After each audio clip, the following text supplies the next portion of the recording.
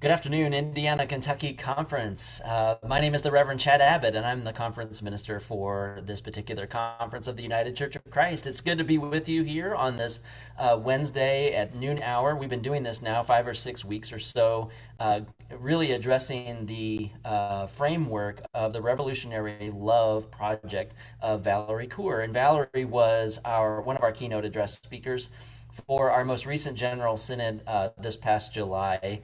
I'm here today with one of the delegates for that particular Synod. She happens to be my pastor and as an amazing person and pastor. So looking forward to hearing from Lori. Lori, say a little bit about yourself. Sure. Hey, everybody. My name is Lori Bievenour. I'm senior pastor at St. Peter's UCC in Carmel, Indiana. And I am beginning my 18th year with that congregation and was a delegate to Synod in 2021, 2019, 05 and 07, or 07 and 09. You know, details. They all It's run been a together great sometimes. journey. So Yeah. I loved Valerie's talk and I look forward to the conversation. So Absolutely, and it was really moving. There was a lot in what she had to say that was I felt like I just needed hours to unpack all that she shared. And part of the reason for that is she has this revolutionary love wheel that is a learning hub for how to work with how we relate to one another, how we relate to ourselves, how we relate to others, how we relate even to opponents or enemies, so to speak. And so she has all these words on this wheel, and we're addressing one word a week. So we've addressed wonder, and we've addressed grieve and fight, and so like we've addressed all of these words that really are complicated, and she unpacks a little bit for us. And so at this point we are now transitioning to another part of the wheel. Where last week we dealt with the word rage on this part of the wheel, and we are moving up the wheel from rage to listen. And so Lori is here to dialogue with me about that word listen, and it's a really important word, not just for churches, but for anyone who is in any relationship, period. You might have a spouse, you might be a parent, you might be a neighbor to the person next door. It might be between nations. This word "listen" has deep implications, as we'll find out from Valerie's work. So what I hear from her is this listening is really about being able to be attentive to what another person's life is speaking. So we're actually going to give me a brief moment. I'm going to share my screen here and share Valerie's video on listen.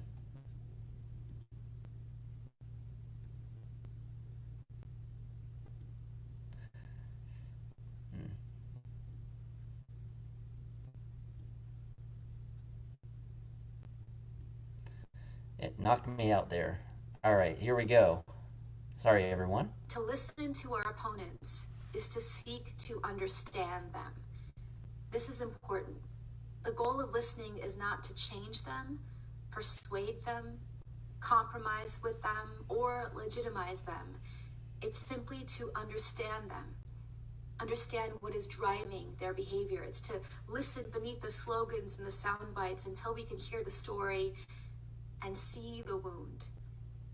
You see, listening to our opponents preserves their humanity and our own. Listening doesn't have to begin with empathy or compassion. You can have no empathy or compassion for the people you sit down, your opponents who you try to listen to. You actually don't need to feel anything at all for your opponents in order to start to practice loving them. Remember, love is labor that begins in wonder. You only have to wonder about them, to wonder about their story, their humanity, even if they deny your own. And what inevitably happens is that when we hear the story in surprising ways, empathy and compassion, understanding, all of that follows. Sometimes our opponents are changed by the encounter. Other times they're not. That's okay. Because again, the goal of listening is to gain information. You see, listening to our opponents, loving them in that way is not just moral, it is strategic. It gives us information for how to fight in smarter ways for justice. Our goal is not just to remove bad actors from power, but to change the cultures that radicalize them, the institutions that authorize them to hurt us. Listening is how we gain the information we need to reimagine. Oh, Lori, there is so much there. I feel like even just a couple of those sentences have a lot to say. She begins with listening is really about understanding one another. So what do you say about that? What's your response? Yeah, the root for that for me is curiosity, that I have to listen with curiosity, not just with my own agenda or my own, like she talks about not wanting to listen to change the other person, but just for information and for that Right. curiosity. And that for me, that's a really humbling way to begin the listening process. Um, Right. I mean, it doesn't. It starts from the non-judgment perspective, like not walking into a conversation or a relationship or a meeting with, kind of a solution or a pre-made understanding or a pre-understanding of. Isn't that what prejudice is? Is like the prejudging of something before we actually have the information. So the listening is about getting exactly what the information is. mhm.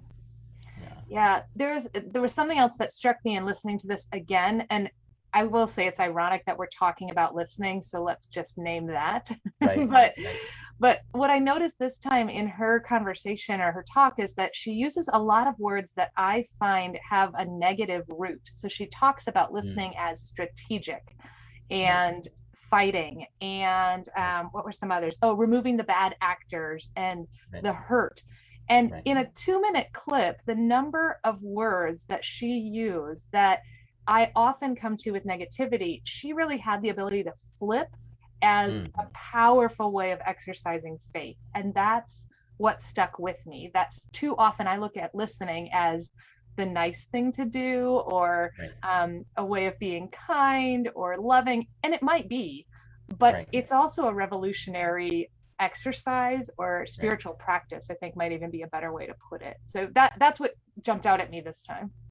Yeah, and I think there are significant implications for us in the church for this because we do think of those words as somehow negative, but I think that the structure of the church is a space that is a container to hold the pain of the world and to wrestle and struggle with it. And way too often, I think we are too afraid um, of conflict that we are unable to actually pause to listen to each other long enough to actually get to the heart of something. So we sometimes that stunts decisions, stunts growth, or it prevents us from making decisions.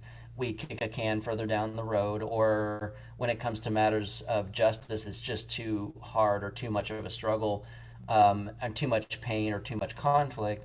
And so, what do? We just move on to something that's easier or more simple. But in the church, I mean that happens in our culture, but it also happens in the church, and we see the presence of conflict as perhaps somehow antithetical to the work of the church when I don't know that it is. Mm-mm. No, it might even be more beautiful if we were able to name the ways in which we Right, don't see life in the same way, right, or the ways in which we practice our faith differently from the person sitting right next to us. right. I think you're right. I think we are fearful in a lot of ways, but that's where Valerie's understanding of listening for me becomes important because she's asking us to think about the other rather Yeah, than just about the words that we're saying. And it puts us in a yeah, more vulnerable place because right, sometimes, quite frankly, I don't want to hear what the other person has to say because I know it's right, going to open up something in me that's right. fragile or scary or perhaps needs a boatload of work. Yeah, Um, yeah. so that piece of listening, really coming to a conversation with the possibility of learning something myself, is Hmm. huge. That word possibility is the key right there for me. Like the message it sends to me is like potential. That's why your word curiosity or her word wonder is so important to this listening. It's rooted in that listening is rooted in wonder and curiosity because if we come in with barriers up or if we come in with pre-made decisions or solutions or ideas or I don't want to listen to that part of what you're going to say because it touches a wound inside, then we can never really get to new possibilities. We can never get to the new, and so we're always stuck in that which is preventing us from moving forward or even finding healing. Yeah, and when I first listened to this, I was really thinking about the different ways we listen and the different things to which we listen. But I Right. realized that what she is talking about is person to person.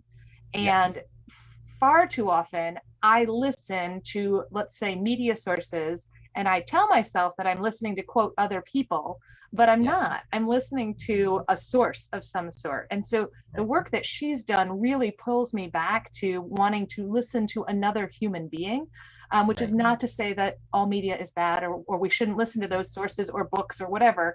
Right. But I have found in pandemic that being closed off from people physically has meant that I have listened to fewer people face to face, if you Mm. will, even if it's on Zoom. Right. Right. And I think that's part of the challenge is re-engaging Yeah.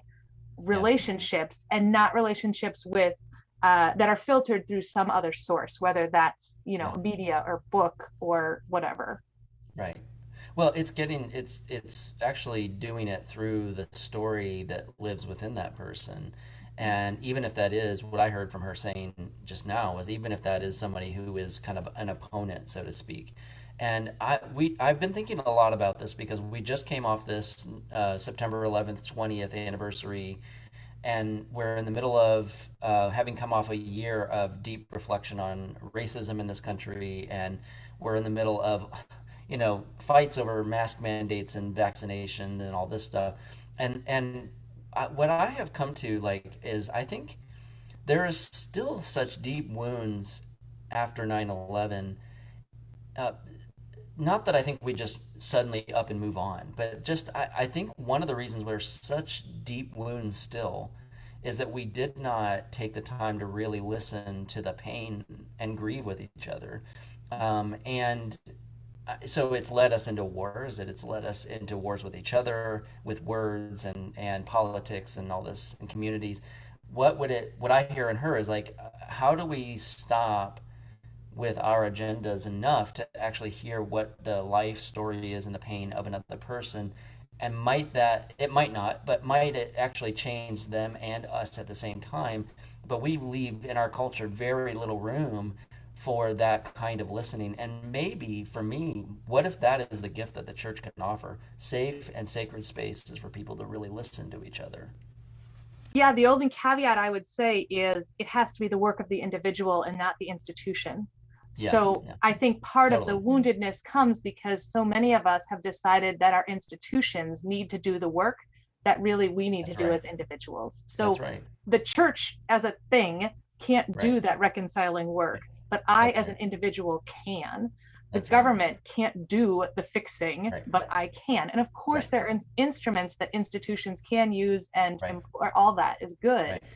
But I think sometimes I skip over the personal responsibility part and want Right. the institutions that I know and love and trust and support to Right. do the work that really I need to do That's right. myself. Yeah. Well, the healing that has to happen happens within human bodies and human stories. And while institutions are the spaces that some of those are held, um, the pain that we all deal with, the rage and the grief and the fighting piece that we've dealt with in the past couple weeks, it lives in human bodies. That book, the body keeps the score, tells us all we need to know about how all of this works. Is like, yeah, our institutions could attempt, but at the end of the day, it still lives here. And that's what I think she's getting at here. I think, yeah, Yeah, and I think that's hard for us